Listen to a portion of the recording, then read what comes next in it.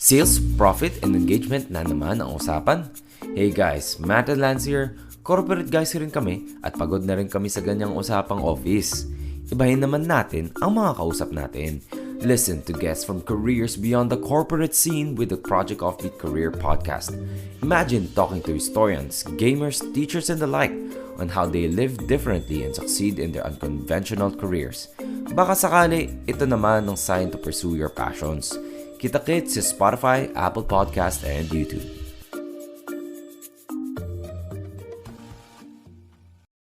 Hi, this episode is not suitable for everyone. Parental guidance is advised. We are Bunk Collective.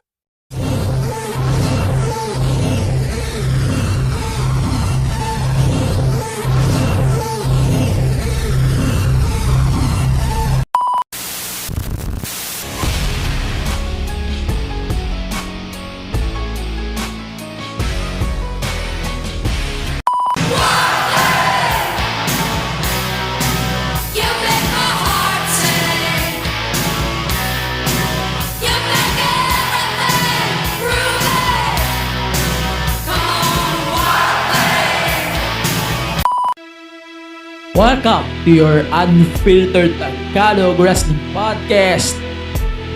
And this is the MTV Show Podcast, a wrestling podcast.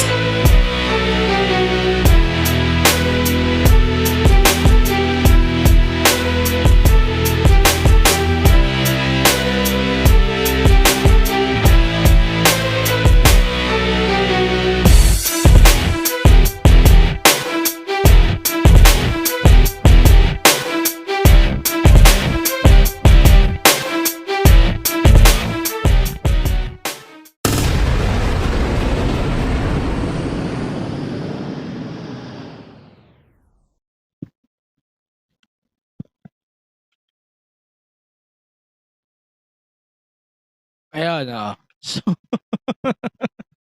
we're good. Shit. Yeah, welcome to the pod. We process Great American Bash. Tomorrow na yun. Tomorrow na yung show. So, we're recording this episode on a Sunday, Monday, tomorrow. And, yeah, I told you guys that we're going to do a Q&A this week on this pod, no? And as promised, I'm going to answer the questions. Most of the questions, yes. I told you guys that we're going to process these questions on 2 episodes, no? Kasi SummerSlam, medyo wala akong maalala na pwedeng gawin dito lately. But yeah, we're doing Q&A. Yeah, so we're calling it hashtag Ask MD Show Pod. Bago siya sa akin. Q&A is not my thing, but I'm trying to give this a try. No? Parang binibigyan ko ng sarili ko na mag-isip in real time. Kasi in recordings masyado akong bano. Hindi ako yung best thinker na maaasahan nyo when it comes to this unorthodox discussions. Basta ang importante is we are doing this and I believe na komportable naman ako on this kind of format that we have in this type of podcast. No? So welcome to the podcast. Today on the pod, we're going to do the predictions for this year's Great American Bash NXT. And also yung Q&A, of course, yung hashtag Ask MTA Show Pod. Of course, gagawin din natin yung yung typical na recap natin dito sa podcast, yung round the clock na recap natin for all of the shows this week and mga balita na maaari natin asahan for the next couple of days at malapit na ang SummerSlam as we do the predictions on the next episode of the podcast. So, yeah. Kaya tayo magpapatagal. Let's start with questions na agad. So, ito, heads up na Lahat ng answers on this Q&A will be mine. Sa akin lang to. And hindi po opinion ito ng buong Bong Collective at hindi rin ito opinion ng iba ko pang ka-team dito sa Bong Collective. And also may affiliation with PWPH, Pro Wrestling PH Club. Hindi sila kasama sa pagsagot ko sa opinion when it comes to this. So, all of the answers on this episode will be mine. Akin lang to. No? Sa akin lang to.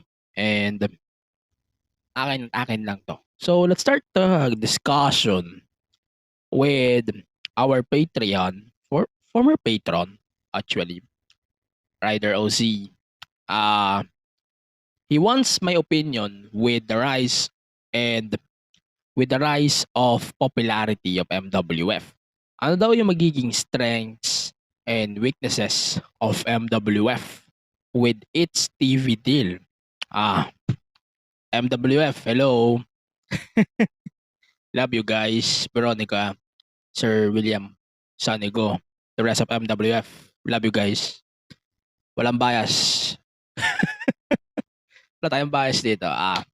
So, again, opinions are only mine. And hindi po ako bias. Remember? Okay. When I say MWF, they are the de facto number 1 wrestling promotion in the Philippines right now. When we say MWF, they are the de facto number 1 promotion in this country right now.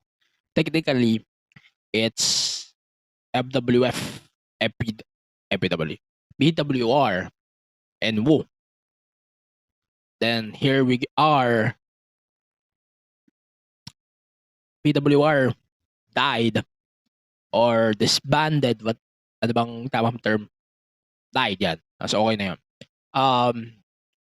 The promotion died 2022. Then here comes the Filipino Pro Wrestling. Ito na, marami ng proseso na nangyari. Marami ng nangyari kung ano-ano. I'm not going to discuss it further kasi masyadong mahaba. Siyempre, dumaan tayo sa silent, tawag dito, yung tawag dito, yung dark times, pandemic, and yung speaking out. Marami tayong pinagdaanan. We're not going to talk about that.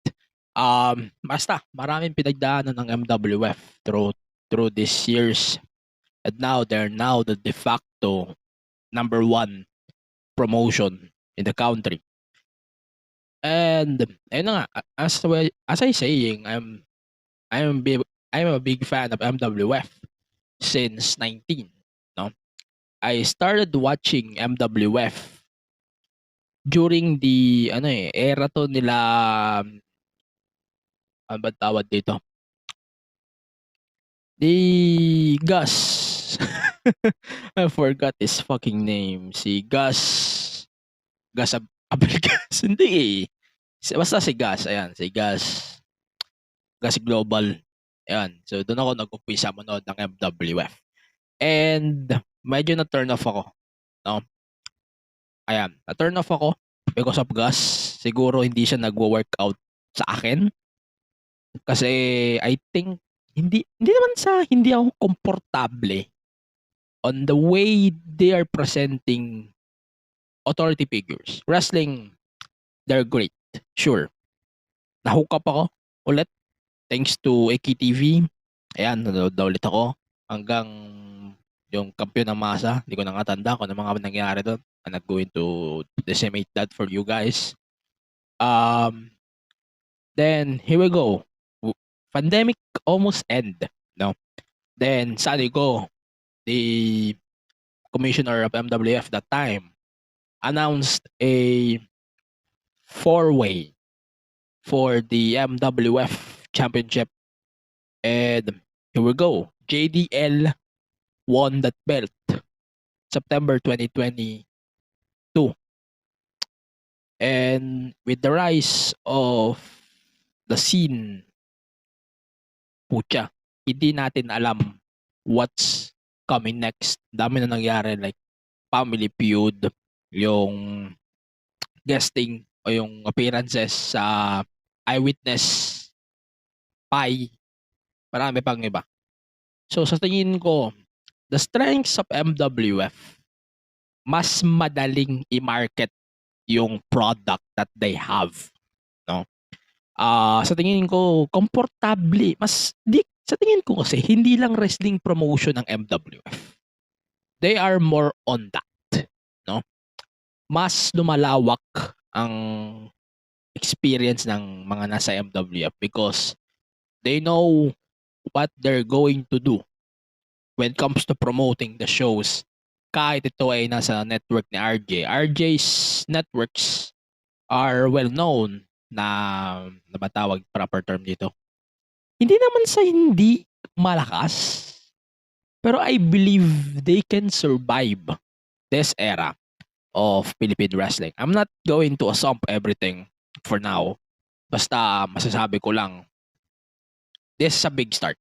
Good and big start for MWF na maging part ng Rock of Manila. As far as I know, they are the primera uno program of that station na i-relaunch nila tomorrow.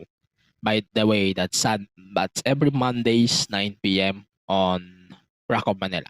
Yan. So, strengths, yan. So, I think mas madaling i-market yung wrestling because of the content that they have experienced then, especially with their main guys. Weaknesses, dito na papasok yung mga alipores na mga hilaw na kala mo may alam na sa wrestling, yung mga mahilig mag-comment na sana si Rendon na lang yung ilaban nyo, sana si sino ba itong putang ng rapper na wannabe? Sino nga ito? Ayun, sila tong yung Ponjing na lumalaban kay Makagago sa kanyang boxing, ano bang tawag dito, Battle of the YouTubers, yung mga nandun. Kung sino-sino mga pangalan na nagsusulputan sa scene. Doon ko lang naririnig, sa totoo lang. Hindi ko alam tong mga ni Makagago. I know Makagago, but hindi ko kilala itong mga iho di puta na pinagme-mention nyo sa mga comment section ng FWF. Like, eto si mukhang Bulldog. Sino ba to? Let me search nga. Search ko nga Battle of the YouTubers. Sino ba mga maasahan natin dito? Ito, real time to, nag-search ako Battle of YouTubers.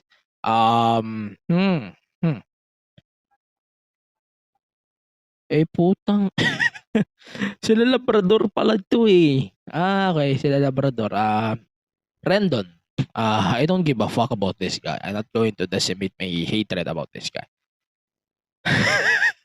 I'm watching a Rendon video real time while I'm recording this shit. And I hate to say, ayan, ito sila, Boy Angas, ayan. Real time to, nag-search ako, Hindi ko na kailangan magpakita ng proof. Ay, ito, si John. Ito, sila Jonah. Bakit niya nire-recommend to sa MWF? These guys suck, bro. Okay, coming back. Ito yung magiging weaknesses ng MWF TV deal, yung mga tao na kumukutya sa MWF and hating the scene or the wrestling in general na fake naman yan eh. Masaya maging sikat. Sa totoo lang, masaya maging sikat. Pero mahirap din maging sikat. That's the reality here. Hindi natin alam kung hanggang kailan tayo sisikat. Hindi rin natin alam kung hanggang kailan ka sikat or hanggang kailan ka trending. Yan sana isipin mo rin doon. Hindi mo alam kung hanggang saan yung PC mo. may katapat ka rin. May mahahanap ka rin katapat mo na maaaring ikatapos mo. Hindi man ngayon, hindi man bukas. Baka sa mga susunod na araw, mangyayari yan sa'yo. Kaya mag-iingat ka din. No? Okay, going back. Masyado na ako nalalayo. Strengths, ulitin ko. Strength ng MWF. Mapakalat yung buong scene or buong Philippine wrestling scene throughout not only the Philippines, kundi sa buong mundo. Weaknesses. Yun nga, mga criticism o mga panlalait not only in the scene sa MWF, kundi sa buong mundo. No? Kasi may live din ang Rock of Manila sa Facebook and YouTube ng Rock of Manila. Isa pang nakikita kong weaknesses ng MWF deal na to, if you're going to rely on TV sa MWF, just to watch MWF on TV, wala eh. Naobserbahan ko yung Rock of Manila, ilang araw na, and we're using a black box. Wala. Hindi ko kayang panoorin yung kahit TV5, kahit yung 1PH, yung mga channels dito, even GMA, hindi ko na kayang panoorin sa TV yung mga palabas na yan. So, hindi rin malabo na ganun din ang magiging impression ko. Pero yan, choice nyo naman kung gusto nyo manood. Sky Cable naman, available naman sila. And, ayun, kung gusto nyo panoorin, if I were you, manood ka na lang sa Facebook o YouTube. And the TV deal is a plus, yeah, for some who doesn't have internet. Pero I doubt na 90% or almost 100% of the population may internet na. Di naman totoo.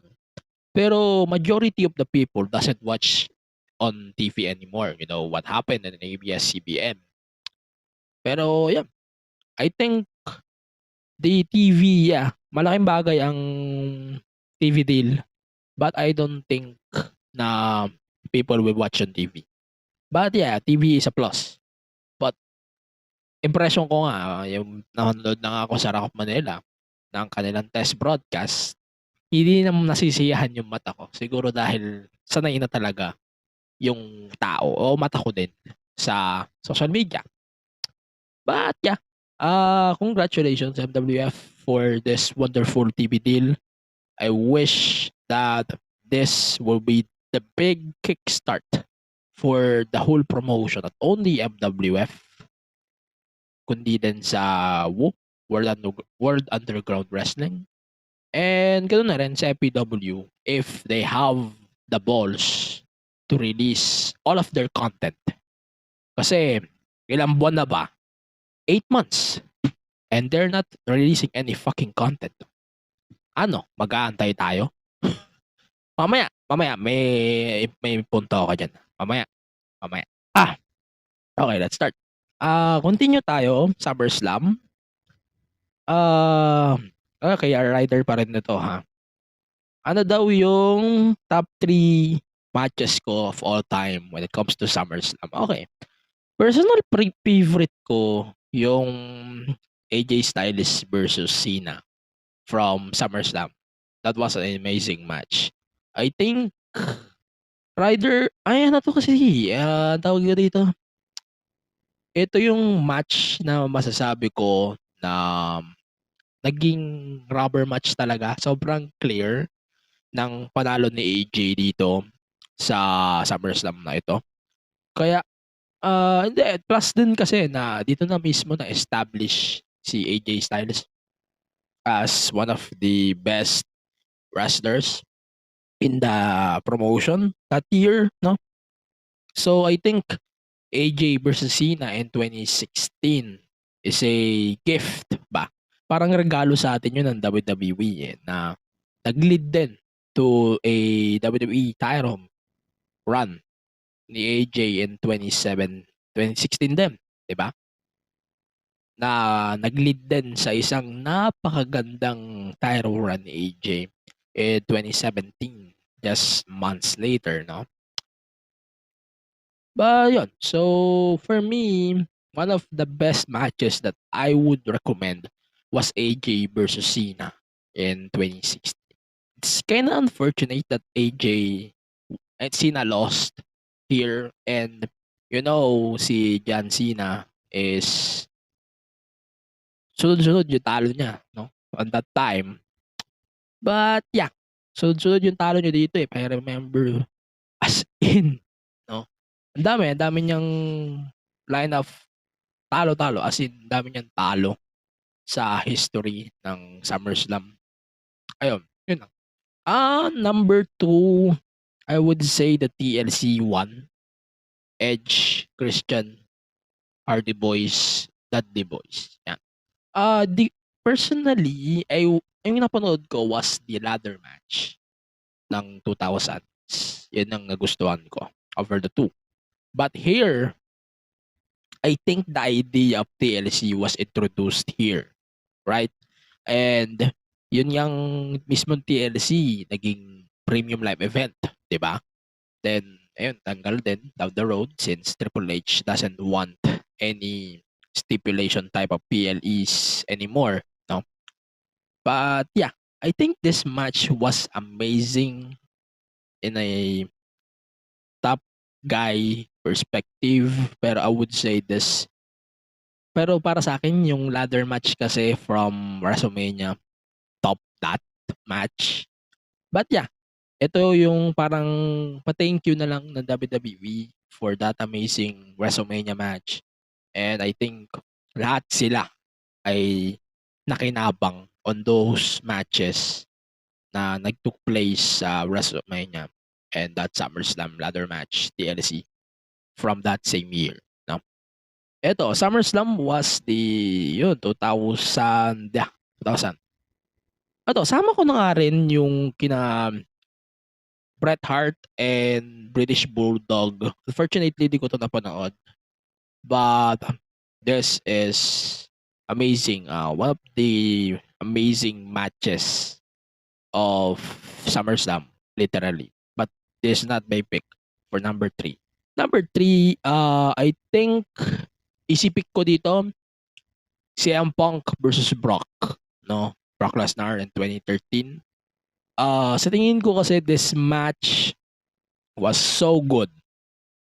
Parang ang impression ko nga dito, nung napanood ko to first time, I think it was Studio 23. They are normally delaying the broadcasts every Fridays ba? I'm not sure, or the same day, Tuesday. Delayed, basta delayed siya. The match was great. And na-rewatch ko ulit siya throughout the WWE Network habang meron pa tayong WWE Network on that time. Napanood ko to ulit and this match was amazing. Like, Brock is not on that Brock that we know. Sorry for the background, by the way. I'm going to try to remove that background noise. Basta yun, I think Brock let CM Punk wrestle like CM Punk is on this match. And that's why one of my favorite matches was this one. Like, I'm expecting a Brock win, sure. But hindi expected that CM Punk will top Brock here. Hindi ko in-expect yun. But yeah, this is just amazing as fuck. I think this is easily one of my favorite then pag pinag-usapan natin. What is your best CM Punk matches? I'm going to pick this. Easily. Yan. So, honorable mentions, I think the ladder match, Shawn Michaels, Razor Ramon in 95. The, yun kay Cena and Danielson or Daniel Bryan, 2013. Then, the, tawag dito, gusto ko yung Seth and Brock din from 2019. Then, isa na lang. The four-way from SummerSlam in 2017. That was amazing too. Tsaka yung Hell in a Cell nila Kane at ni Edge. Edge and Edge and Undertaker in 2008. Yeah, both all of the matches was amazing in my point of view. Last question. Pasadahan natin sa ibang pagkakataon, ibang questions sa susunod na episodes. No? Hindi, pasadahan na nga natin ngayon. At least mag 30 minutes tayo. Ayan. So, ito. Do you think another TV network will pick up FPW once MWF's show becomes successful? If so, which network would that be and when do you see that will take place? On paper pa lang, nalalabuan na ako. Totoo lang. On paper pa lang, nalalabuan na ako. Kasi, it's been 8 months or 9 and FPW is still not releasing any content, full matches, stuff like that. 8 months na or 9 months since they founded this promotion and still they're not releasing any content for their show. As much as I want to be a big fan of this promotion, as gusto ko bigyan ng chance ang FPW. Gusto ko bigyan ng shot ang FPW na, sige, manonood ako. Gusto ko bigyan ng impression na, maganda ba ito? Yeah, as much as I say those things, wala eh. Wala tayong mapulot na content for them unless you're going to watch it on your own. As much as I want to, wala eh. Wala tayong makuhang appetizer ba? O para tayong makakakuha ng satisfaction, stuff like that. If they're not going to release the tapes or the taped shows for those tapings, no? Hindi naman sa wala akong faith sa promotion. Pero as much as I want to give a shot on this promotion, medyo nalulus na rin. Remember, ewan ko kung nasabi ko to sa isang episode ng podcast ko, that I'm going to give FPW a shot once they are released any content. Ilang buwan na? 8 months, 9 months. 0. Anyari? No offense, bros. I know may mga friends ako from that promotion. But, anyari? What happened? Gusto ko ng medyo direktang explanation or maybe justification. Parang ba't nyo kami ginugutom? Yun ang tanong eh. Bakit nyo ginugutom yung fans? No? Fans wants to hear you guys. Ano pakialam ko kung competition mas maganda nga yun eh. Alam mo yung nangyari sa TVJ, Showtime at Itbulaga, itong Tape Bulaga na to? Maganda ang competition na to. Kasi lahat sila may trabaho, lahat sila may programs, lahat sila kumikita. What happened? I don't get the point of not releasing any content for every promotion. I don't get it. Hindi ko magets yung mindset na, infant pa lang naman kami. Pagbigyan nyo muna kami na masiputan nyo kami. Anyways, nalalayo na ako sa question. But anyways, I want to give FPW a shot as much as I do. But, ilang months na, almost a year na. And still, we're not getting any content for FPW. Ano nakukuha natin? Small TikTok videos? Is that enough? No. Not enough for me. Kung may magpipick up daw na network, guys, ito magpaka-realistic tayo I have doubts. Big Three will pick up either both MWF and FPW, at least for now. I doubt One Sports. I doubt GMA or maybe ABS-CBN. Knowing ABS-CBN is not really doing sports anymore, fuck you Duterte for screwing ABS all over. But yeah, I know medyo magpaka-realistic tayo. Hindi pipick upin niya ng ABS, no? Or ng kahit ano sa Big Three. Yung PWR, munti ka na. Gusto ko ma-confirm din yon. Sana totoo that time. But yeah, anything is possible naman. Pero magpaka-realistic muna tayo. Doon muna tayo sa smallers, no? MWF in Rock of Manila is a big start. I wish mag-grow sila doon. Tapos mag-grow sila sa ibang networks like One Sports or maybe GMA. They are airing sports now. Or maybe sa streaming services like Fight, Premier Streaming Network, PSN, hindi yung Gank, no? Basta, ayun, medyo, ayun lang naman. Siguro, yung as long as MWF and FPW will strive, I'm good with it.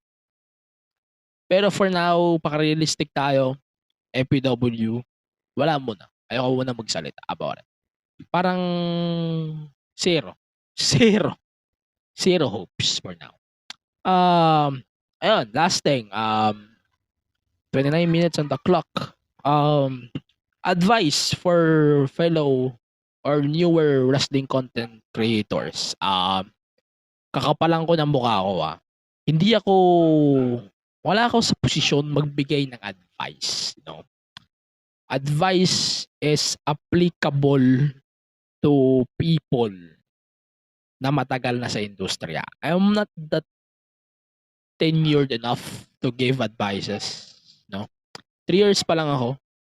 And may natututunan ako sa mga naging inspiration ko, mga naging brainchild ko throughout this 3 years journey as a host of this show. Natutunan ko, wag mo silang labanan. Kaibiganin mo sila. Don't make any wars. Wag kang gumawa ng gulo. Kaibiganin mo na lang, no? Para medyo friendly yung approach or friendly yung gustong mangyari, kasundo na lang kayo. Huwag na kayong gumawa ng drama-drama kagaya ng mga katarantaduhan sa YouTube. Daming katarantaduhan sa YouTube, di ba? If you're watching on YouTube, makikita mo puro vlogs na puro kaartihan. Ganyan. Ayun, advice. Best advice that I can give is avoid the Meltzer. Yan talaga. Iwasan nyo si Meltzer soon as possible.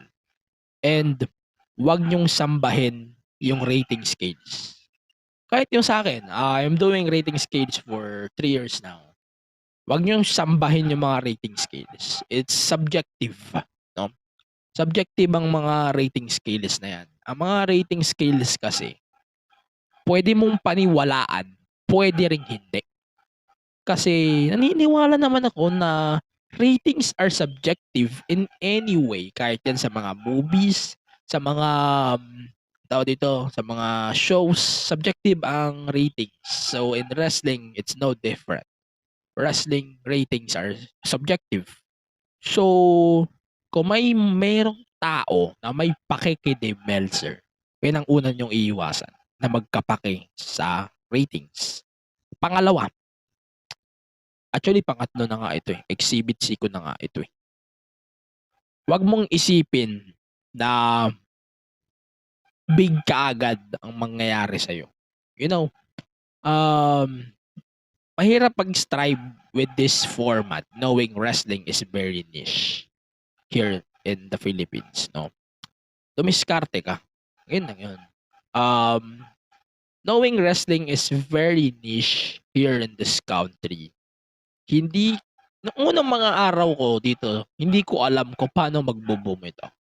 So that's why I've tried a lot of formats para makasurvive ito. And eventually, nakasurvive ako with my own format when I introduced that in 2021. Doon, nag-strive yung show.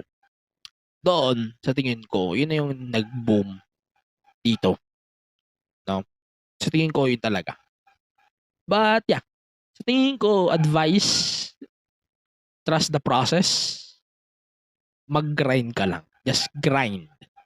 Doon, pagpo-process lahat yan. No? Then, isa pa, advice then, support local promotions. Kung gusto mo magkaroon ng traction, supportahan mo yung tatlong promotions. MWF, FPW, wow. Kung gusto mo magka-traction, supportahan mo yung tatlo. Kasi sobrang babait na mga yan. When it comes to interviews, ganyan. Kung gusto mo mag-interview, ayan, that's your shot. Bigyan mo sila ng airtime sa show mo. Ganyan. Parang i-grow mo yung sarili mo in a way like interviews, ganyan. Mag-grow ka. Wag mong uso magpakapal ng muka. Ganun lang yun. Maging humble ka pero wag magpakapal ka ng muka.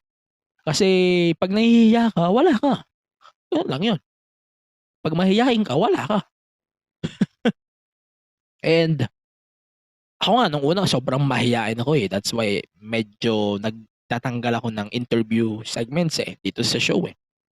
But eventually, na-embrace din natin yun.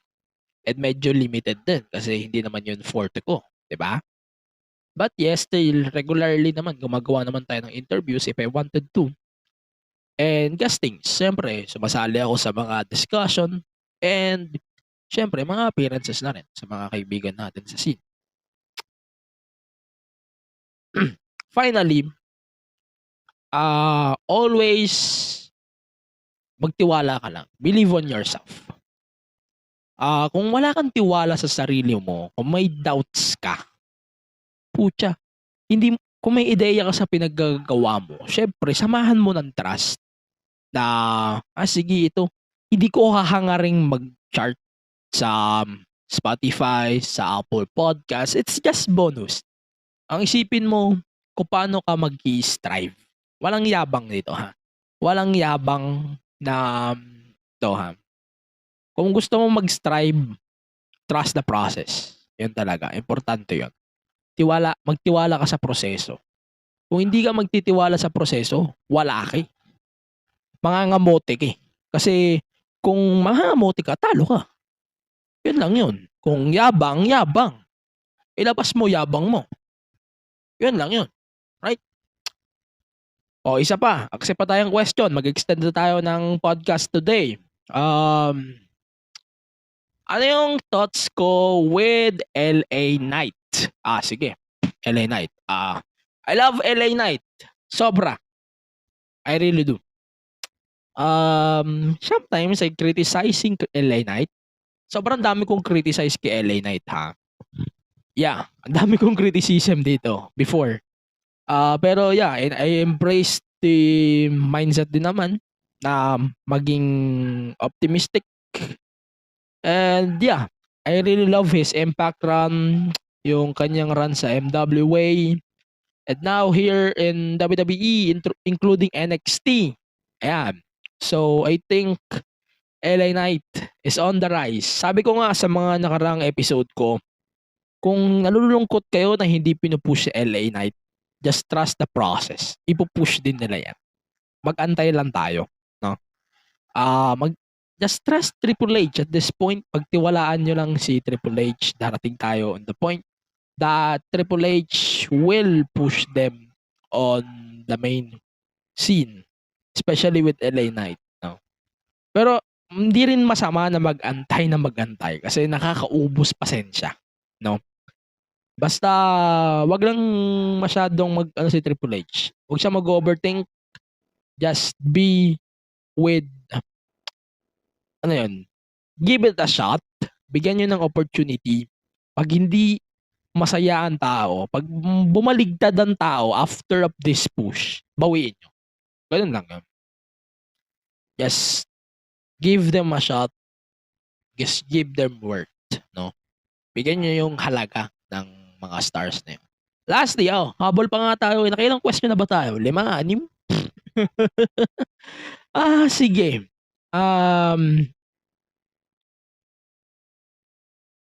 Yung iba gusto kong i-dodge yung mga questions. Sige. Sagutin nga natin isa pang MWF related question, ano? Ayoko mag-name drop as soon as possible, no? Among the MWF wrestlers, who do you think will thrive the most with the TV deal and who needs to improve to do so? And any overhauls you want to suggest? Okay. Eto. Guys, I know this is very subjective, but yeah. Eto, exclude na natin yung mga top guys ng MWF. So that's Fabio, JDL, Nigel. Tapos sige, sama na natin si Robin Zane. Tapos sino pa ba? Nigel. Yan, sila. Crystal. Queen Crystal. I-exclude na natin sila kasi sila makaka-strive sila sa deal na to eh. Sure yun. I can guarantee that eh. Yung mag-i-strive talaga, yung malakas sa casuals. Yan ang sure ako. Like si Razael with his, yeah, alright. Yun, sa tingin ko makakasurvive si LA Knight. Si Razael. LA Knight ako ng LA Knight. sorry. I think si Razael, makakasurvive siya kasi sobrang relatable nung gimmick niya. Like, casuals, maa-attract sila sa gimmick. Ewan ko lang kung yung iba maa-attract. Pero ako, on paper, maa-attract ako. Pag casual ako, yeah. Then, si Migs Valdez, sa tingin ko makaka-survive din yan. Konting overhaul lang with this gimmick. Good na ako. Sa tingin ko makaka-survive yan sa scene. Sa TV deal ng MWF. Isa pa na nakikita ko. Sila Chelsea Marie, yan. Sana makabalik siya. Get well soon, Queen. Chelsea Marie, I think she will strive more then. No? Kasi uso naman sa West yung mga lesbian or LGBT. Lesbian ako eh. Palina naman ako. Sorry. I think uso sa US or sa Western wrestling typically yung mga LGBT na lumalaban, mga respetado ng LGBTs like sila Giselle Show, mga trans, ganyan. Sa tingin ko makaka-survive siya. Ewan ko lang kung dito kasi people will criticize or sabihin and naman yan. Ayun, last thing. Sino pa yung makaka-survive? Si GK. David Rabena. si David, ayan. Makaka-survive yan dito for sure sa TV nila to ng MWF. Kasi I think sobrang nagwo-work sa masa yung character niya. And ayun, sa tingin ko mag-workout talaga siya. Makakatulong yan sa pagbuhat ng TV deal ni MWF. Ayun, pasensya na kayo, 40 minutes kumakain na ng question and answer pa lang. Magagawa pa tayo ng predictions. Ayan. So, ayun, I think sila yung makaka-strive throughout this MWF deal. Ayun, yung mga hindi gaano, ayoko muna magsalita. I-summarize na lang natin yung mga baguhan. Sa tingin ko, kung madali nila makakapa yung system ng wrestling in TV, sige, I'm going to give it a slide. Pero mostly yung mga bago talaga. Ang tingin ko hindi makaka-survive. Pero at least hindi naman madaling matuto, no? Madaling matuto, madali rin mag-execute as long as you learn. Yun. I'm not going to mention names on that. Basta ang importante, they grow mas lumaki ang MWF, I'm happy with that. No? Overhauls, wala naman akong problema with how MWF is doing their thing. Sana lang pag presentation na sa TV, sana tanggalin na tanggalin na yung filter pagdating ng ng VODs, ng mga video on demand sa Gank o sa Rock of Manila. Sana tanggalin na yung filter. Yun lang ang concern ko talaga. Lalo na with the Republica VODs when they released the MWF Republica shows last April. Uminom lang ako. I'm talking 40 minutes ala. Ayun, pasensya na ha. Ayun lang. Tanggalin nila yung ilaw filter. Yun na napapansin ko, medyo masakit sa mata yung filter. Sa totoo lang. Lalo na sa akin na medyo naghihinay-hinay sa puti.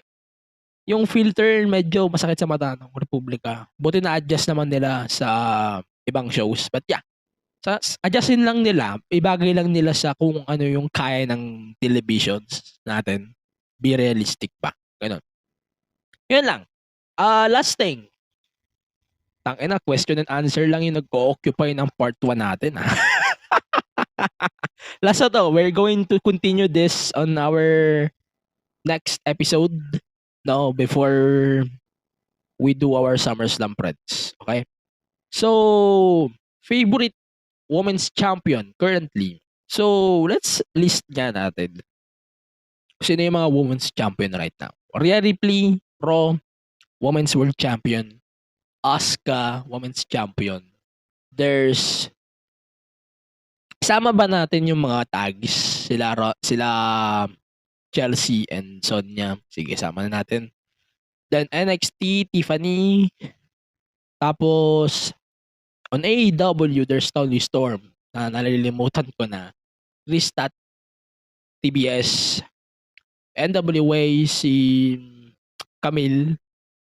Then, Impact, Trinity, tsaka sila Masha and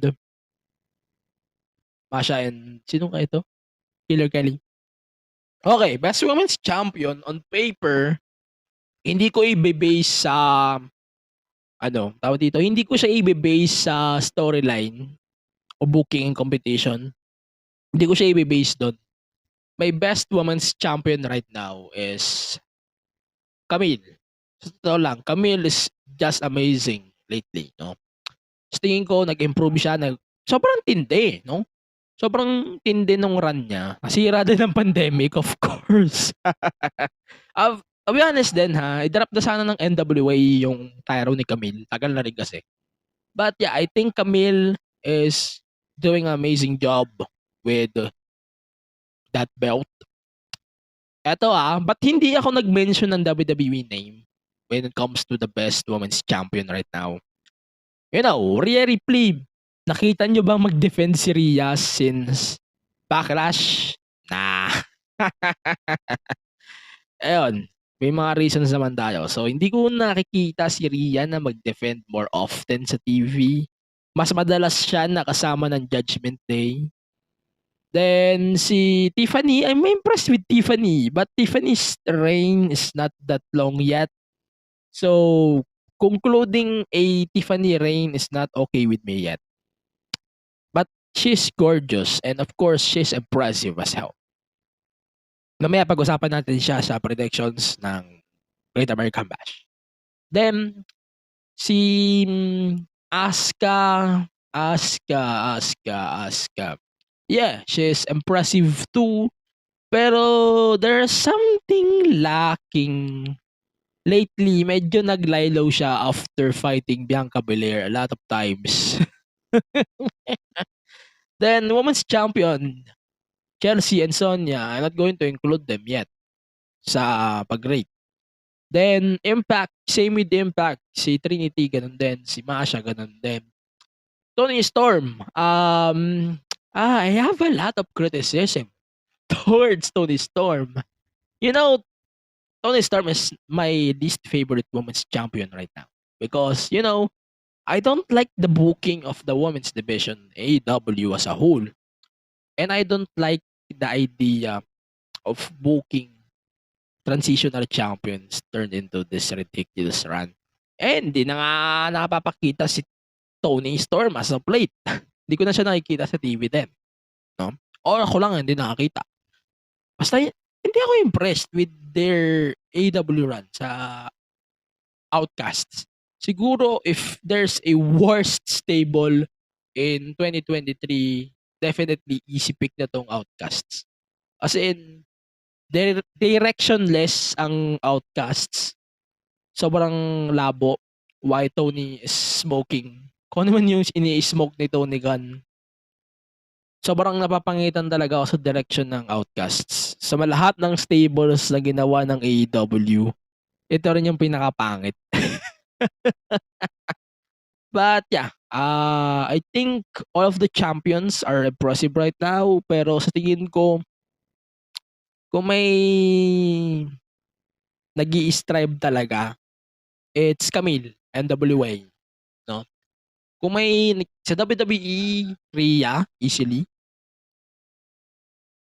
Yun lang. Yun lang yun. I think she is the top champion default naman. No? Yun na yun. So that's it for our part 1 of our question and answer or hashtag Ask MT Show. Siguro, I'm going to do this madalas. Pero hindi ko mapapangako na weekly gagawin natin ito.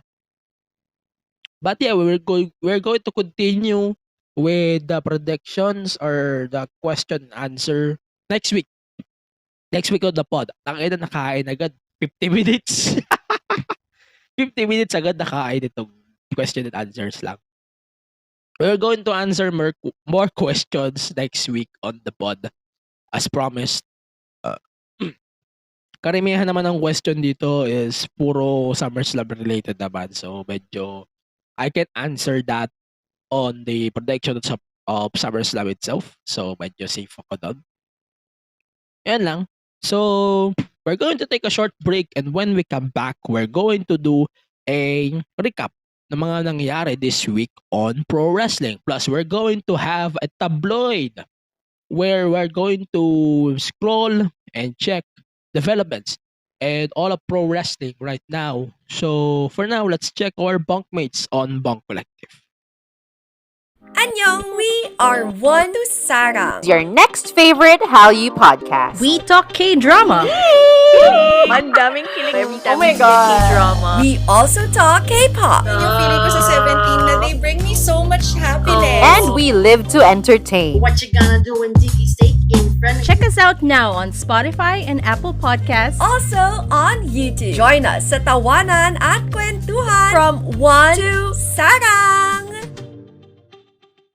Hey everyone, this is Mo Twister, and you're listening to the Kingdom Podcast with the voice DJ Yuki.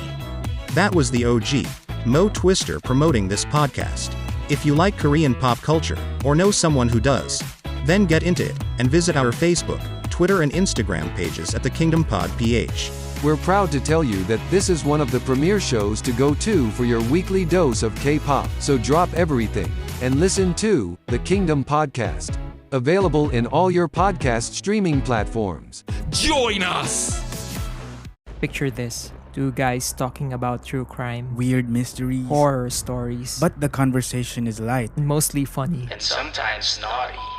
This is Scriptsalog. A Spotify exclusive. I'm Gideon. And I'm Glenn, and we're serving huge portions of horror and true crime twice a week. We'll make sure your cravings are satisfied. And you'll be begging for more. Char. Check us out. This is Scriptsalog, available exclusively on Spotify. Ayun, so we're back on the podcast. Let's do now a weekly tabloid here on the podcast as we go to our predictions for next week's SummerSlam. So let's start with of course, there's a confrontation between Jey Uso and the undisputed WWE Universal Champion Roman Reigns, and they're continuing his attempts to get inside ahead of Jey Uso ahead of their tribal combat at SummerSlam. Personally, this first segment of SmackDown was great enough to justify or to build the feud for the upcoming SummerSlam match. And hindi naman ibig sabihin na hindi ako nagagandahan. Siguro nabibitin lang ako. Siguro medyo mas nangingibabaw na kasi ang talk, no? Mas nangingibabaw na yung ang tawag dito. Mas nangingibabaw na yung mga segments where talk na yung nangingibabaw, di ba? Pero I wish this thing will change pa o hindi na ganang mapadalas sa WWE. But well, it's WWE, mas nangingibabaw talaga ang entertainment and yung mga promos. But I wish na haluan pa din, mas mangibabaw pa din sana yung W sa gitna, which is wrestling. No? Mas mangibabaw pa rin talaga yung wrestling when it comes to WWE. Then we have the final of the United States Championship Invitational. Unfortunately, it's kind of disappointing, no? Between Santos Escobar and Rey Mysterio. Sobrang unexpected. Disappointing. Then it's kind sad, no? As much as I want Santos to win this match, it's very given, but it's very disappointing that the match turned out very, very disappointing. Rey Mysterio got injured during the match itself, and it was reported by Fightful as we check Fightful right now. Ano ba sabi ni Fightful? So, per Fightful, and ayan, nagko-confirm tayo ng report mula sa Fightful where Rey Mysterio, okay. So, the match was stopped for WWE due to a legitimate injury on the episode of SmackDown. So, per Fightful, they said that, excuse me, they said that hindi daw ito kayfabe injury, no? Hindi siya kayfabe injury, and ano bang tawag dito? Medyo mas nangibabaw kasi yung no? Ano ba tawag dito? Mas nangibabaw. Okay naman sa akin. In fairness, okay na it's given talaga na hindi mananalo si Rey over Dom. Si Rey. Hindi mananalo si Rey over Santos. But I think na it's very explainable na dapat si Santos na talaga yung i-push. But yeah, I think I'm okay with Santos, but I'm kinda sad on how things went out when it comes to this match on SmackDown. But yeah, I wish that we can get a match between the two once Tito Ray returned. O pag bumalik pa siya, yeah. Natatawa pa ako when it comes to Michael Cole that he is very vocal when it comes to Austin Theory, so it's a plus. So ayun, so sinabi rin ng WWE that ano bang tawag dito? They said that Rey Mysterio suffered an injury that left him unable to compete, and they declared Santos with the winner. So yun lang. So LA Knight competed on this week's SmackDown versus Heathrow. Fuck Heathrow, bro. Fuck Heathrow. Okay, continue. Santos Escobar. Ano ba? So Karrion Kross came back with a match as well. Karrion Kross competed against Carl Anderson. Wala na ganong may pake kay Kross. Sa totoo lang. Sorry. So, yun. Continue. Jey Uso versus Grayson Waller. So, Grayson Waller is still continuing with this bullshit mocking on The Rock. So, I know Grayson, they're booking something for Grayson, but please, guys, please WWE, don't make him a motherfucking mockery of The Rock, bro. I hate this shit, man. I hate this. Yan lang. The SmackDown ended in a good way. Medyo overbooked din actually yung Bloodline story, but it's a understandable thing that they are building SmackDown as more on Bloodline thing and Raw as the workhorse show. Now, I'm good with that. I'm good regardless with that. Yun. So, medyo hindi rin gano'n na hype yung buong show sa SummerSlam. Medyo hindi rin ako gano'n excited. Sana medyo i-improve pa yung promotions when it comes to that show. Sana hindi naman kasing sagwa ng ROH, yung show ng ROH noon that before Dishonor.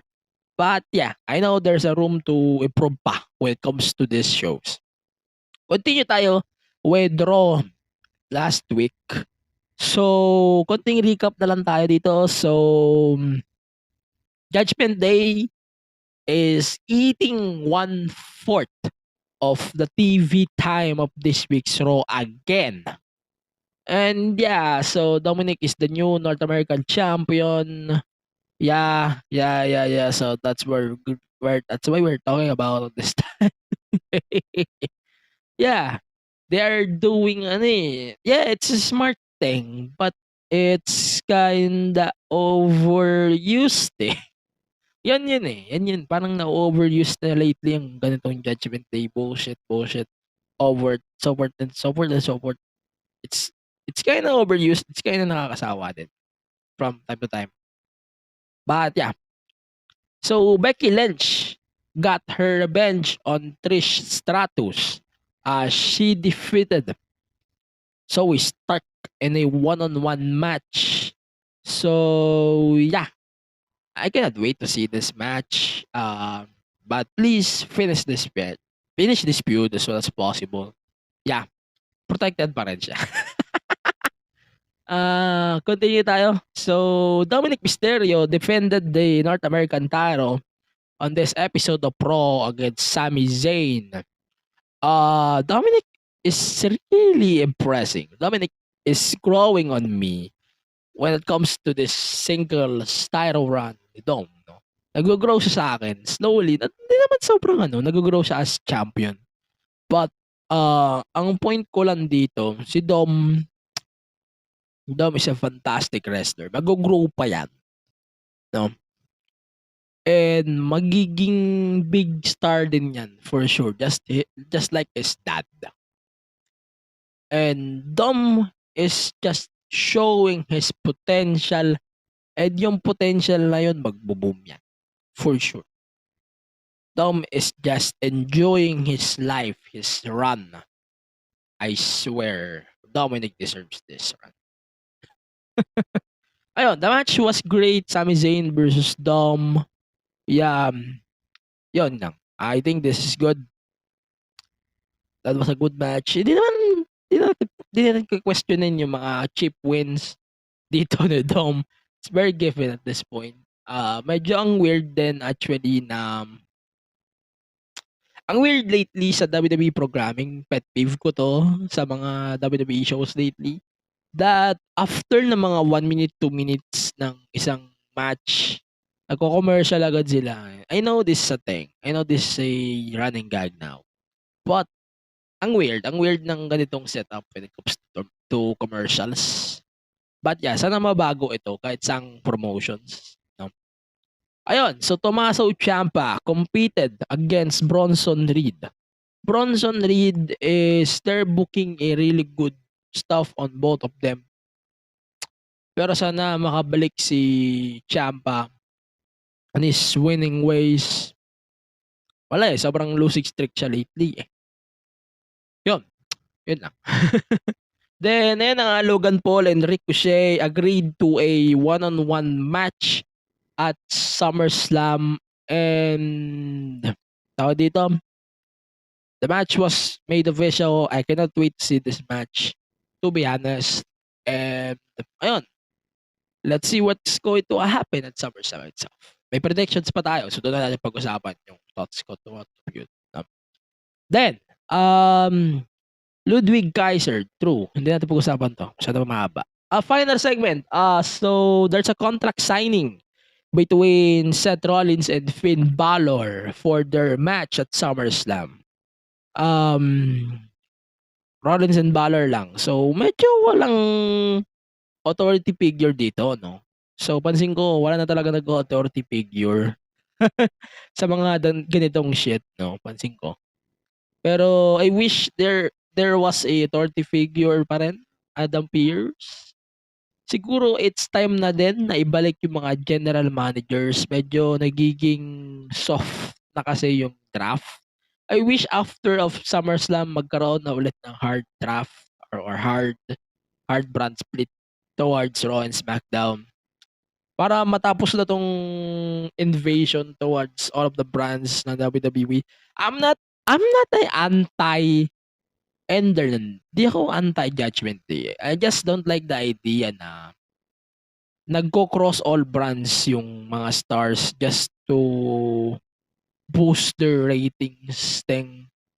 Hindi ako fan eh. Siguro it's time to create new stars in a way na dapat mas mag-focus sila sa pag-establish ng mga talents rather than just putting established stars on the promotion. Kahit anong show pa yan, hindi siya magandang move on all of the shows, no? Final segment, so they have a contract signing. I think this is good for ahead at SummerSlam. Medyo sad pa din ako that KO and Sami Zayn were able to defend their titles as Kevin Owens got injured during a match on this week's Raw. So yeah, we're not getting a tag titles match anytime soon. So yeah. Okay, continue tayo. So ang pag-usapan natin ngayon, medyo clear na sa akin ngayon that Judgment Day is a top priority now in the WWE. And they're doing a great job pushing them. Pero medyo just like the Bloodline, they are overusing the stable and it's not good, to be honest. Hindi siya maganda. Just like the Bloodline. Bloodline is eating one half of the TV time every week on SmackDown. And hindi siya magandang habit. Hindi siya magandang gawin lagi. But yeah, di siya masama.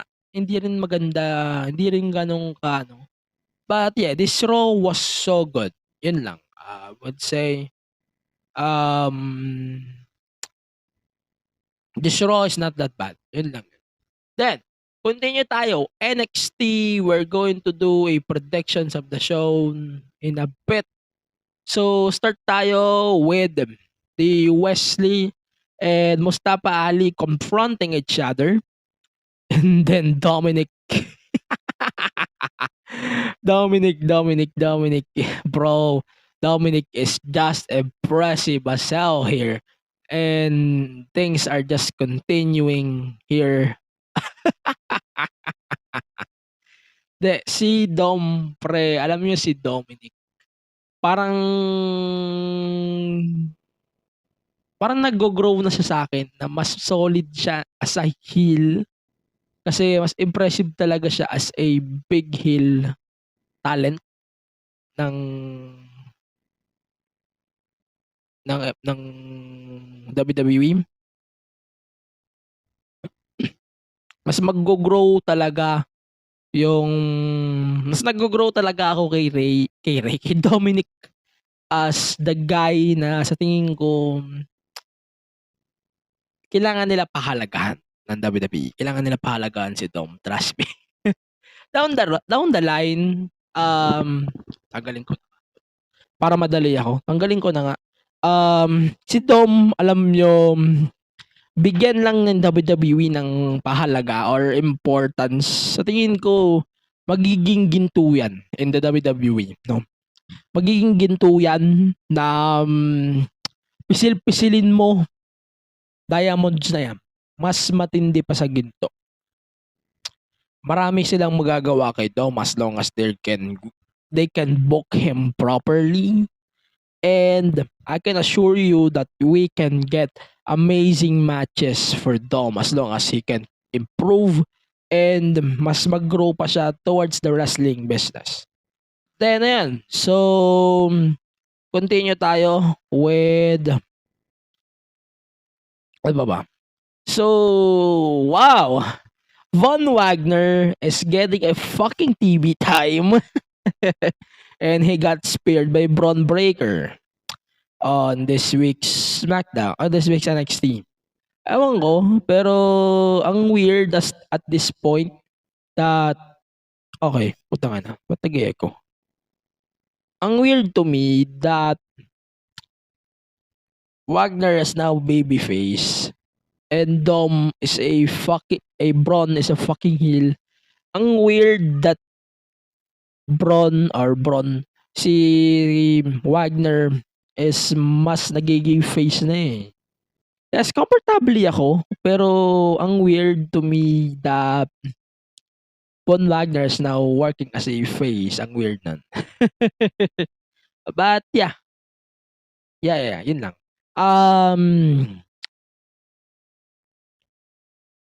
Gable Stevenson chose to make his NXT debut instead not to compete at Olympics. As much as I'm good with Gable Stevenson on TV, or maybe as much as I good with him seeing on TV for the first time since that draft. Hindi ko na matandaan kung kailan siya na draft. But ayun, ewan ko, may tiwala ang WWE dito. But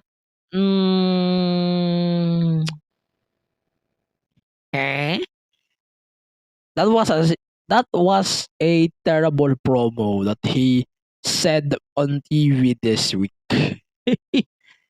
Hindi ko na siya kayang explain. That promo was horrible as fuck, man. But Corbin, I wish medyo masakit pa din sa akin that Corbin is getting this shit. They're giving Corbin fucking big nets and we're getting this. This is a fucking disappointment, bro. This is easily a fucking disappointment, bro. Sobrang downgrade. I swear. Sobrang lala, bro. Ang sagwa. Then ito. Dana Brooke versus Cora Jade. Ewan ko.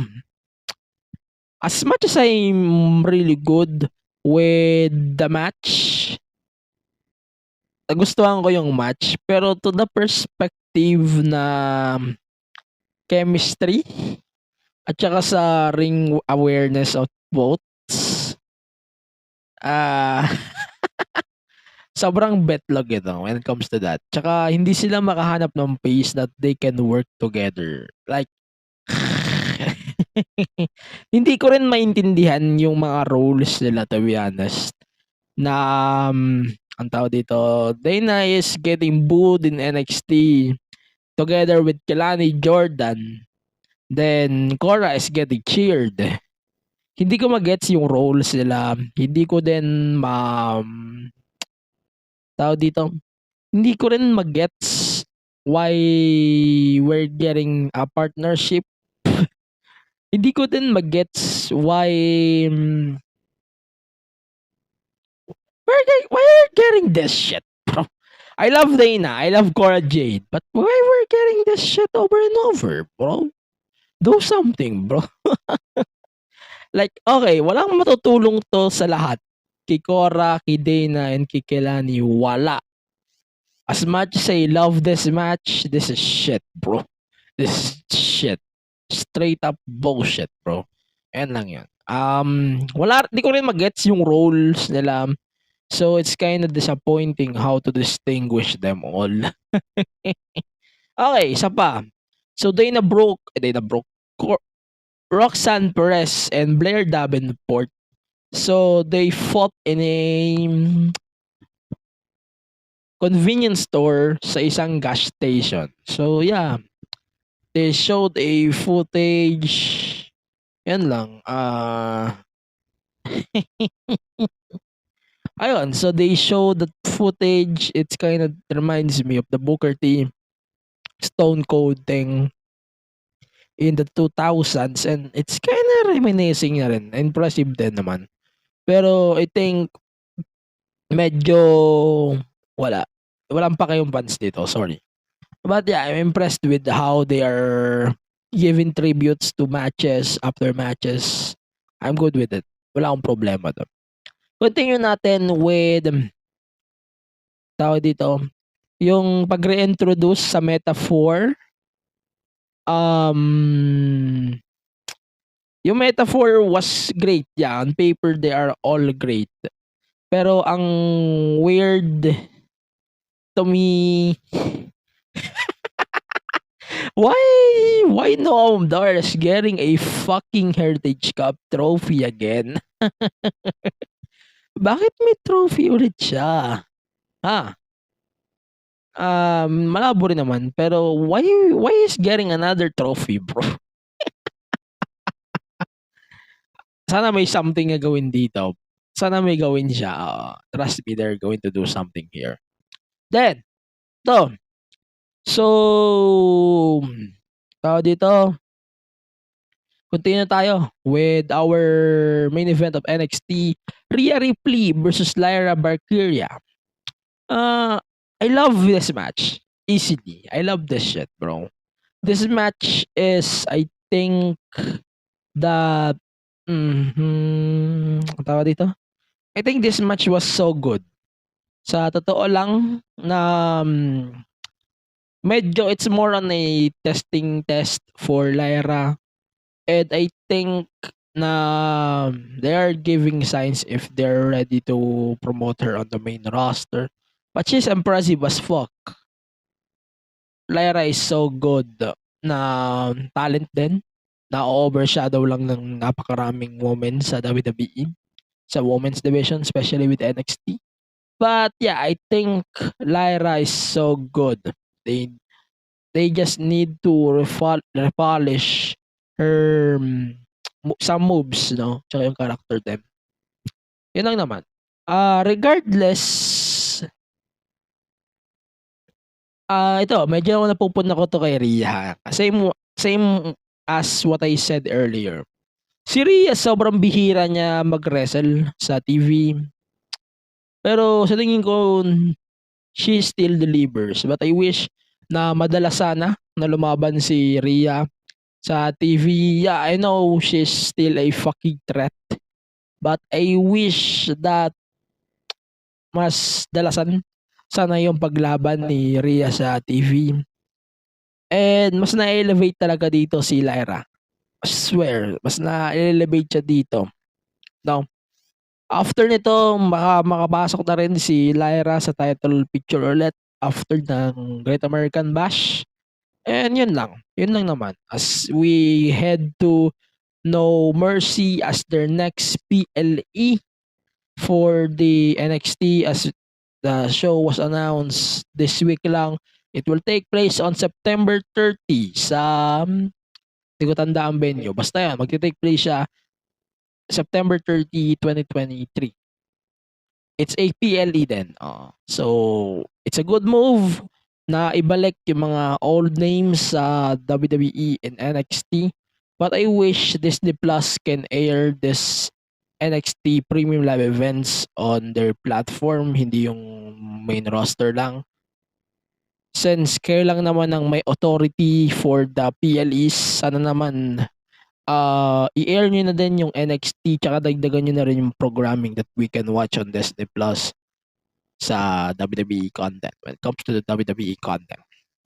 Yan lang. So, finally, we have this brawl between Carmelo Hayes, Trick Williams, and Ilya Dragunov. Man, they are building this match so good.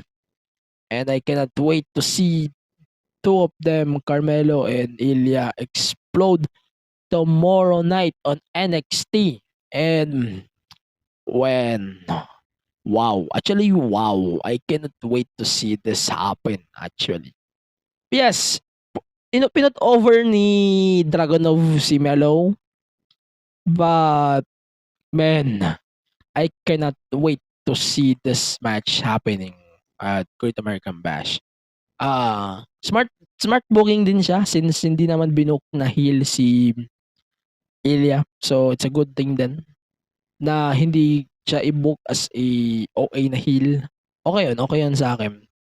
And I wish na walang turn or write-off lang ito for Ilya na makapunta na siya ng main roster. I'm not hoping that he will join Imperium.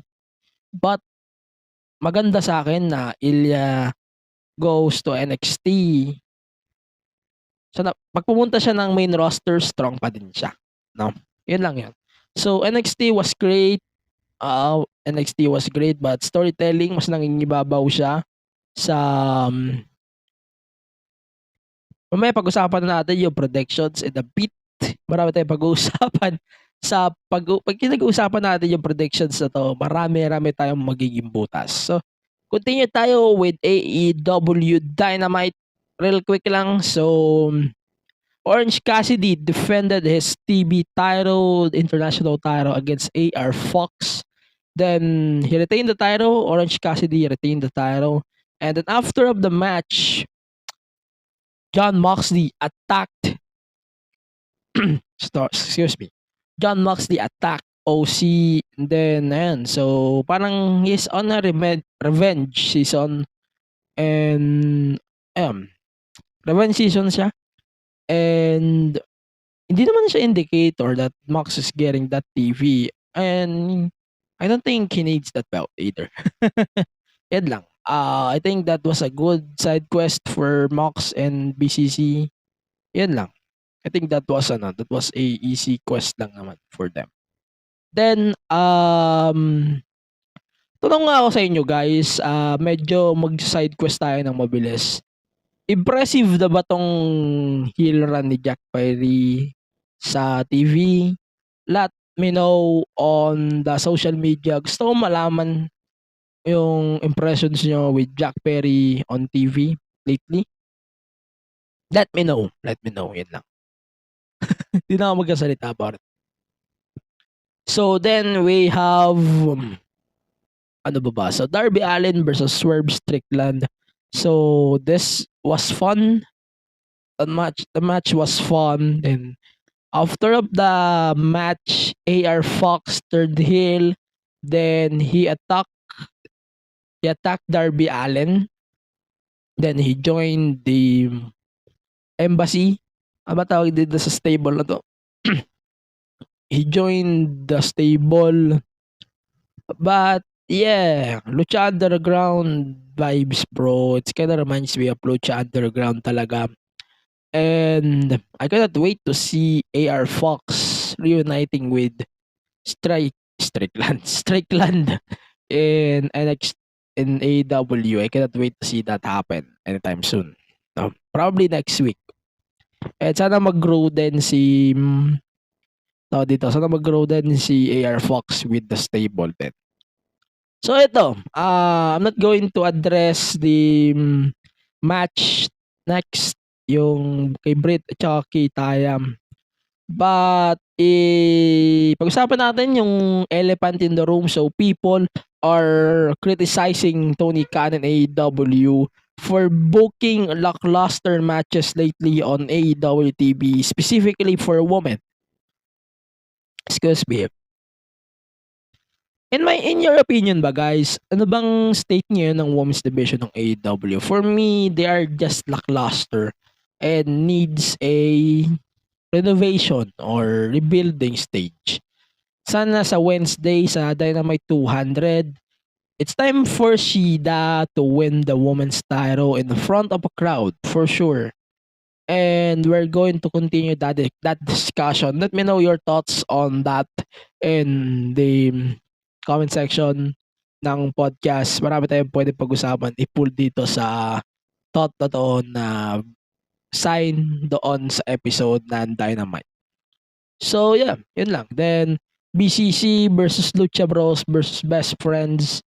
I think this match was okay lang for me. The match was so good. The main event was fine, and the main event was fine, and I can wait to see the three-way actually. So it's Moxley, Beretta, and Penta will fight in the three-way ending ghost match for next week. Then advance na tayo sa Collision. So Collision took place earlier, so that's why na-delay ito.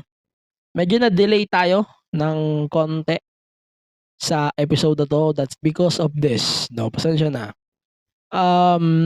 Medyo marami kasi interesting. So let's start with my favorite match of the week. So next week nyo na ito maririnig as my pick of the week, you know. So I'm going to pick this match, Andrade El Idolo versus Buddy Matthews, for next week's pick of the week in advance. This match was amazing. This match is easily one of my favorite matches in AEW as a whole. And actually, ito yung sa tingin ko yung difference ng Collision sa Dynamite at Rampage. Mas focused kasi sa wrestling yung Collision over Dynamite and Rampage. Mas focus talaga siya sa action. Mas action-packed talaga. And this match and the 60-minute Iron Man match between BC Gold and FTR proves that easily. Sobrang angas talaga nung match na yun. This match was amazing too. Then Darby Allin took place Darby Allin, nagkaroon siya ng open challenge. He was pissed. Then Minoru Suzuki appeared on TV and yun. Sobrang ang tawag dito. Wow. wow. Masabi ko lang, wow. Minoru Suzuki. Hindi ko akalain na nagtutour pa pala si Tito Minoru.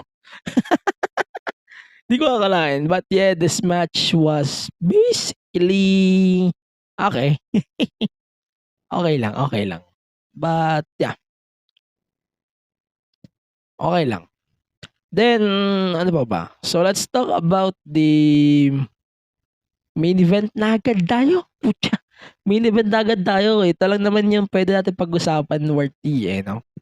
So, main event was AEW title between Adam Cole and MJF challenging FTR for the tag titles. I know that the heel turn from MJF might happen here agad. Pero, ewan ko Parang, ang tawag dito? Ewan ko, but this feud is just fun as hell. And I think that, ang tawag dito? I think that this thing might be continuing pa. Mag-continue pa tong Adam Cole versus MJF tag team, love team bullshit thing. Basta I think this is working. I love it. But I know this is the match that we're getting for All Out, knowing what we're getting at All In a bit. Pag-usapan na natin. So CM Punk introduced his mystery belt, and that's the AEW World Championship that he won at All Out last year. He vacated the title, and MJF got the replica daw. So MJF is holding a replica of that belt per CM Punk, and he sprayed that belt with X. It means yun yung sa kamay niya no? And no one can take the title anytime soon, and he proposed a match for All Out, All in London. Then Ricky Starks interrupt. Then hindi pa siya tapos, no? Hindi pa siya tapos for next week.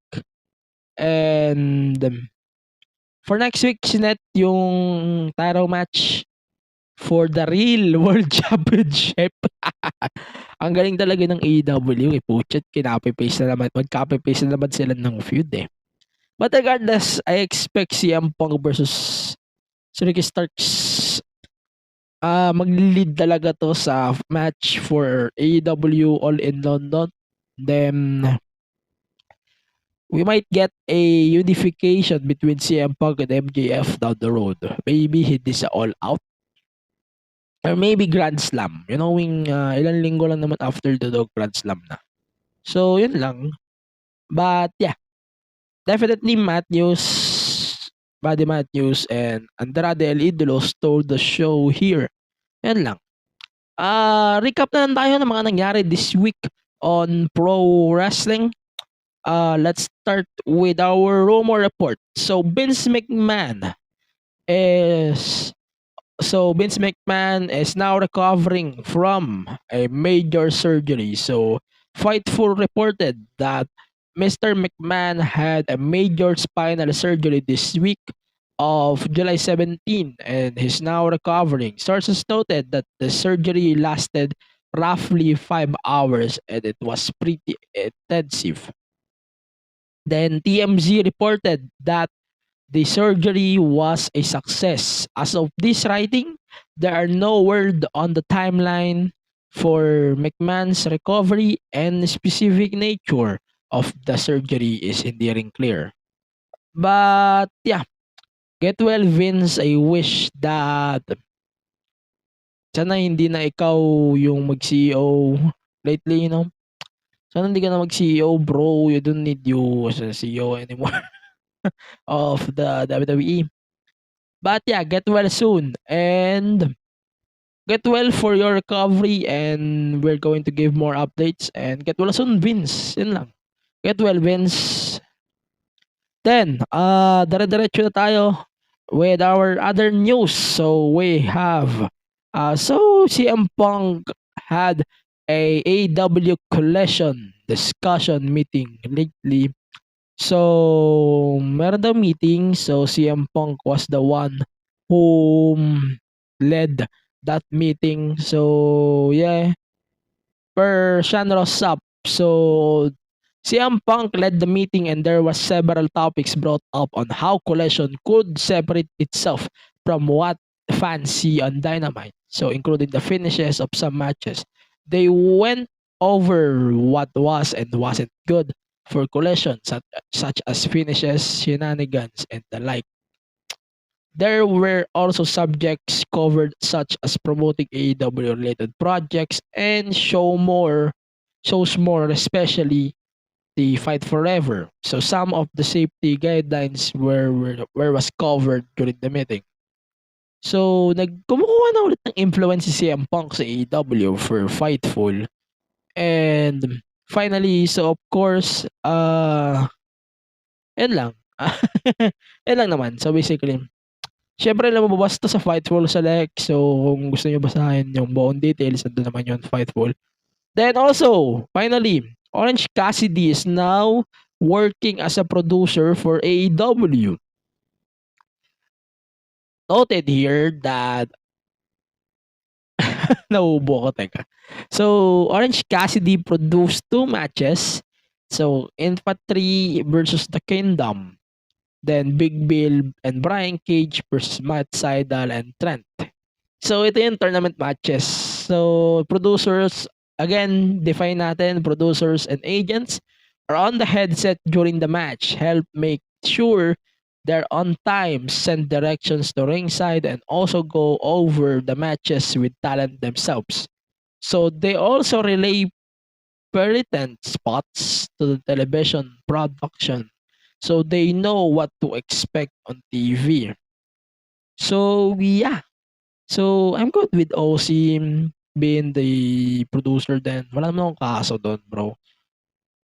Ayun. So, finally, let's talk about NXT. Ang tawag dito, so let's talk about NXT Great American Bash. So, ito na lang naman yung pag-uusapan natin eh. No? Great American Bash na lang. So, ayun. Katatapos lang ng World Cup update na rin natin as of this recording. So, putya. 6-0 in favor of Norway. They lost and the stint of the Philippines is now done. Yun lang. Nabasa lang natin. Thanks, ABS. Nakaka-proud pa din. Yeah. Sobrang nakaka-proud pa din. Hindi ako fan ng football ha, pero sobrang nakaka-proud to see our Filipinas be part of history. And I think na, ang tawag dito, na makapag-represent sila sa Pilipinas, doon pa lang good na ako eh. No? Makapag-represent lang sila sa country natin for the FIFA World Cup is already good to me. And bonus na lang kung manalo. Yun lang. So, ayun. Let's continue with NXT Great American Bash. Di na tayo magko-commercial. Pampahaba lang kasi. Pasensya na napahaba. 1 minute, 1 hour and 90. Ano na tayo? Aabot pa talaga tayo ng 2 hours dito. So, ayun. NXT Great American Bash will take place tomorrow on pay-per-view, Peacock, and on the WWE Network if you're not from the Philippines. So, screw Disney Plus since this thing would not be televised on that platform. So, yeah. Let's start the prediction. So, announce na natin. So, we have a pre-show match. So, it's Dragon Lee, Nathan Fraser, Lisa Leon, and Valentina Ferros versus the Metaphor, Noam Dar, Oro Mensah, Jakara Jackson, and Lash Legend. So, it's a 8-person mixed tag match. So, to justify the rematch of Noam Dar for the NXT Heritage Cup, I think the Metaphor deserves the win here. Like, yung mga babae ang magdala ng panalo. I'm good with it. Sila Jakara ay magdala ng pin dito. So, okay lang sa akin. So, I'm going to pick the Metaphor just to have a momentum para do sa rematch for the Heritage Cup. No? Then, ito na yung main card. So, they announced earlier that the Gallus versus the Family will open Great American Bash. So, Gallus, Mark Coffey, and Wolfgang, and the Family, Tony D, and Stax for the NXT Tag Titles. So, I think Gallus needs to lose the titles at this point. Wala naman silang kailangan patunayan, no? So, I think Gallus will win easily I don't think Gallus will win at this point. Basta, ang importante sa akin ngayon, i-drop na yung belts and mapag-start na ng bagong program for the tag team division. Yun lang. So, it's going to be Tony D and Stax, the Family. Then, so we have Gable Stevenson versus Baron Corbin. Like what I said, I'm not that impressed on Gable sa kanyang first promo on WWE, but I'll take it a shot for now. Siguro mag-i-improve pa yan. The match between Gable and Corbin, I'm gonna give it to Gable para lang siguro magkaroon siya ng significant win on his career against Baron Corbin, one of the safest guy in the ring and one of the easiest guy to work at in the ring. So Corbin, but Corbin winning is a good idea to me either. Yun lang. Then next, Roxanne Perez versus Blair Davenport in a women's weapons wild match. This match, I think it's going to be Blair. It's a Blair win here, bro. Roxanne doesn't need a win, to be honest. Ang kailangan ni Roxy was a momentum papuntang main roster. Wala na siya kailangan patunayan sa NXT eh. So, a win from Blair will be great for me. And wala namang issue sa akin if whoever wins this match either. But this match is gonna be good. For sure. Continue natin. So, it's a 3-way 30 Dominik Mysterio versus Wesley versus Mustafa Ali in a 3-way for the NXT North American title. It's going to be Dirty Dom, but I don't have any problems if Mustafa Ali will win the title from Dom. And imagine the crumbles after of that if Dom loses, especially with Rhea. Basta ito, Mustafa or Dom, wala akong problema. Then, Tiffany Stratton versus Thea Hale in a submission match. I don't think Thea will win here, let's face it. Yes, maganda yung personality ni Thea sa Chase You, but it's easily a Tiffany win for me. Yun lang. Then, finally, main event. Carmelo Hayes versus Ilya Dragunov for the NXT Championship.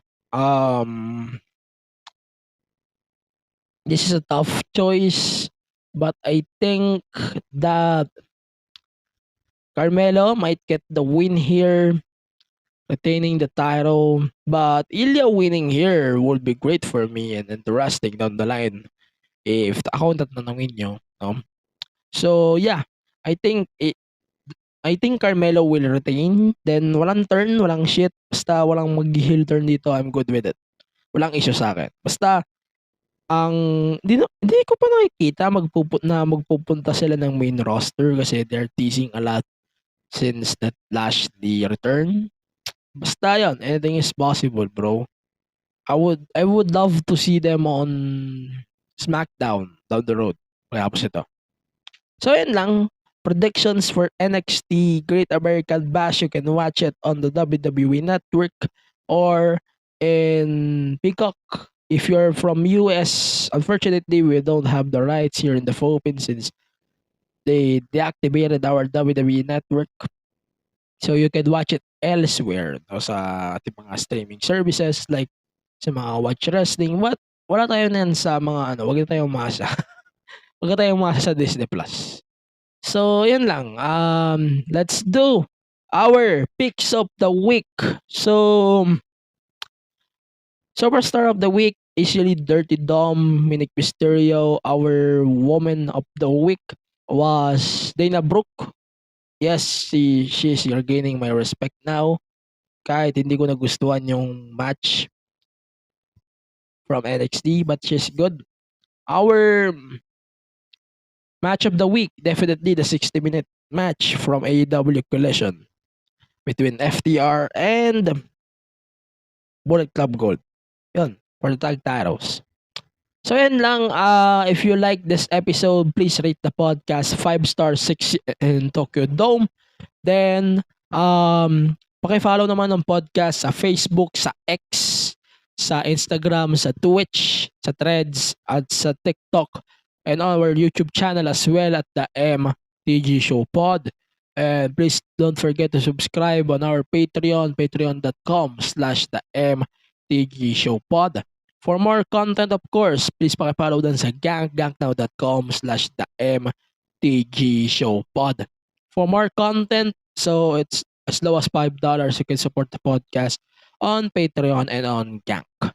Then, ayun, please follow the Bong Collective on all of the social media platforms, Facebook, Instagram, X, sa Threads, them, sa iba pang social media platforms. If meron kayo at The Bong PH, please visit our website thebongph.com. So join our Discord server, nandiyan naman yan sa links natin for our discussions.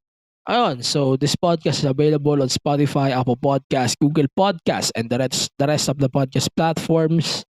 And please paki-rate 5 stars and 6 in Tokyo Dome.